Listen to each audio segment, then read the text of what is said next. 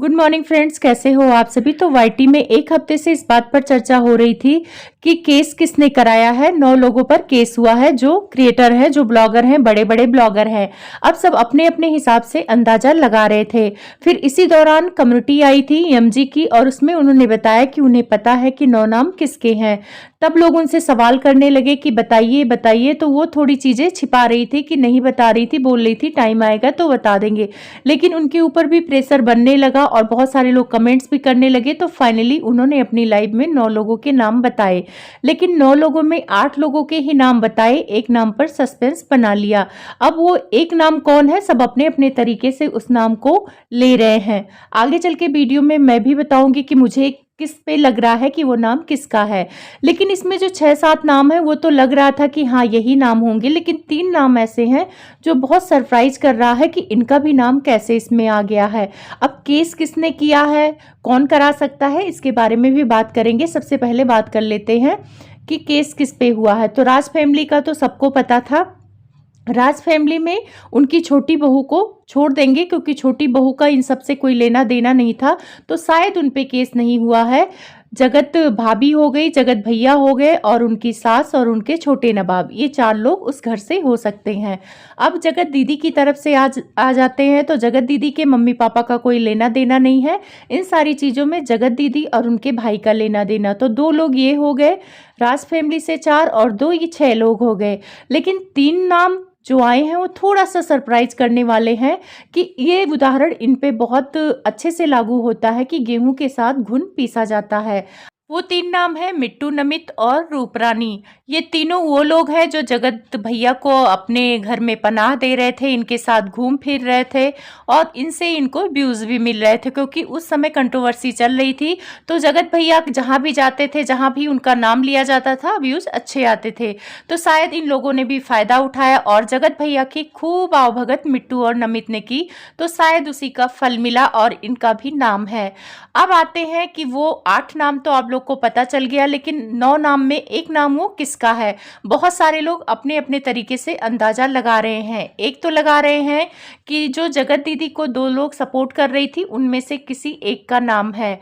तो चलो उनमें से मान लेते हैं किसी एक का नाम है। और कुछ लोग अंदाजा लगा रहे हैं कि महल का भी नाम हो सकता है, क्योंकि जगत भैया ने महल को भी बोला था कि महल की वजह से ही सारी चीजें बाहर आई। तो लोग महल का भी नाम ले रहे हैं, लेकिन अभी ये अनुमान है। अब क्या नाम हो सकता है वो तो वही जानती हैं। एमजी ने वो नाम नहीं बताया है, शायद वो नाम बताना नहीं चाहती हैं, क्योंकि उन्होंने बोला है वो नाम अपने आप सामने आ जाएगा।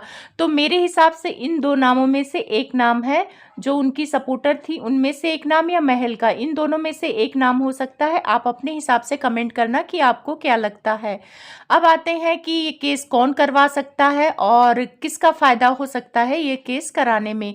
तो बहुत सारे लोग कह रहे हैं बजरंग दल का मतलब इसमें योगदान है। तो कुछ लोग कमेंट्स कर रहे थे नीचे कि बजरंग दल इतना खाली नहीं बैठा हुआ है कि इन सारे पछड़ों में पड़ेगा।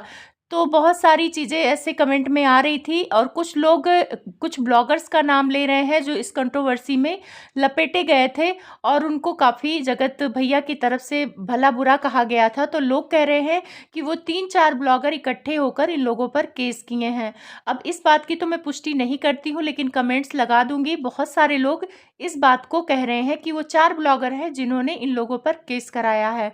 कुछ लोग कह रहे हैं कि जगत दीदी ने ही ये केस कराया है, उन्हें मानहानि के पैसे लेने हैं। तो अगर उन्हें मानहानि के पैसे लेने हैं तो इन्हीं सारे क्रिएटर्स से क्यों, बहुत सारे ऐसे क्रिएटर्स थे जो उस टाइम पे इनकी पोल खोल रहे थे, जिससे इनकी मान की हानि हुई है।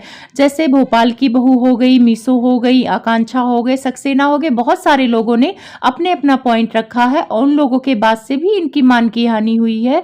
तो भेदभाव क्यों, अगर आपको मानहानि करनी है क्रिएटर्स पर तो सब पे करिए, लेकिन वैसे आप मानहानि जहाँ तक मेरे हिसाब से जगत भैया पर सिर्फ कर सकती हैं, क्योंकि जगत भैया ने ही ये पेड़ लगाया था आपकी इज्जत की धज्जियां उड़ाने वाला। बाकी तो आके उसमें फल खा गए, बाकी पेड़ लगाने वाले जगत भैया है। तो इस बात से मैं सहमत हूँ कि जगत दीदी अगर अपने मानहानि का दावा करना चाहती हैं, जितने भी पैसे लेना चाहती हैं जगत भैया से ले सकती हैं, और लोगों को सपोर्ट भी करना चाहिए। एमजी ने कहा कि अगर जगत दीदी ने ऐसा कुछ किया है तो मैं इन लोगों का साथ दूंगी, मतलब जो 9 लोग हैं। लेकिन मुझे मुझे डाउट इसलिए है कि उन 9 लोगों में तो जगत दीदी और उनके भाई का खुद ही नाम है, तो जगत दीदी केस क्यों कराएंगी? और जगत दीदी ने पहले ही कम्युनिटी लगाया था कि उनकी मानहानि जो हुई है वो किसी पैसे से नहीं भरा जा सकता है। मेरे हिसाब से जगत दीदी ऐसा कुछ नहीं करेंगी। एमजी ने अपनी लाइव में केस को लेकर बोला कि अगर जगत भैया की फैमिली पर केस हुआ है तो वो इन सारी चीजों से निपट लेंगे। तो यहाँ पे मैं एमजी से यही कहना चाहूंगी कि निपटने की बात अगर हो रही है तो शायद कोई ना कोई उनकी मदद करेगा इस केस से निपटने के लिए। तब तो यही हो गया कि आप गलती करो और आपको सजा नहीं मिलेगी। अगर आप मजबूत पार्टी हो, आपके पास पैसे हैं, तो आप सारी सजा से बच जाओगे। इस केस में देखा जाए तो जगत दीदी को ही सबसे ज्यादा सजा मिली। जगत भैया को 1% सजा नहीं मिली। आराम से अपनी पत्नी के साथ लाइफ एंजॉय कर रहे हैं, घूम रहे हैं। उनकी लाइफ में कोई भी फर्क नहीं पड़ा। इधर जगत दीदी की लाइफ खराब हो गई, वो कहीं मुंह दिखाने लायक नहीं बची, डिप्रेशन की गोलियां खा रही हैं, उनकी शादी टूट गई। तो इस हिसाब से सबसे ज्यादा सजा जगत दीदी को मिला है। अगर केस होता है जगत भैया पर और उनको कुछ सजा मिलती है तो हमारी पब्लिक भी खुश होगी कि चलो कम से कम सजा तो बराबर तो हुई। तो यहाँ पे अगर मजबूत पार्टी का जिक्र एमजी कर रही हैं तो शायद कहीं ना कहीं हो सकता है वो उनकी मदद करें। अगर मदद करेंगी तो ये सही नहीं है। बाकी अब ये लोग क्या कर रहे हैं, लोग के मन में क्या चल रहा है, हम लोगों को नहीं पता है। कुछ लोग कह रहे हैं कि वाईटी में भी इस बात की रिपोर्ट की गई है कि वाईटी पर ये सारी गंदगी आई है, तो हो सकता है कि वाईटी की तरफ से भी कोई कार्रवाई की जाए। अगर ऐसा कुछ है तो कार्रवाई करनी चाहिए, पर मेरे हिसाब से वाईटी कोई कार्रवाई नहीं करेगा।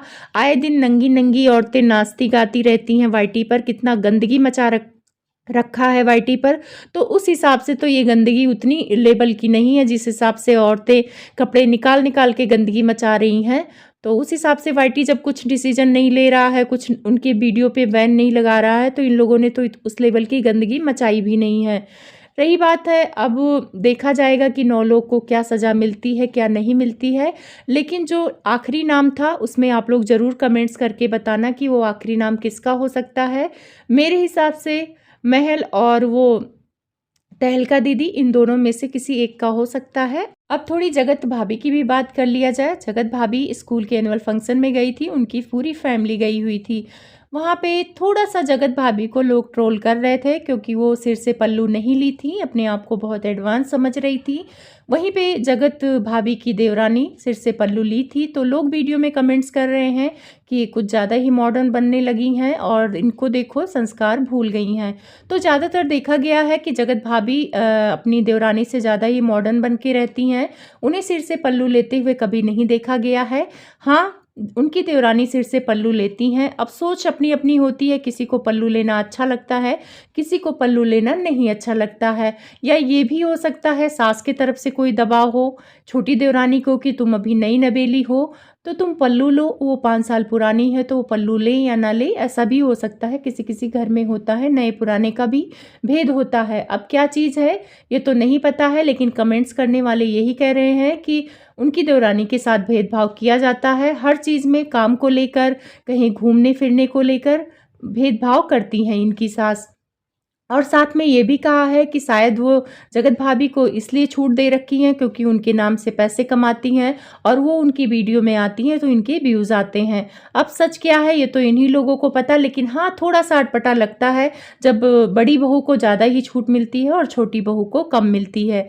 प्लीज़ कमेंट्स करके बताना आप लोग को क्या लगता है।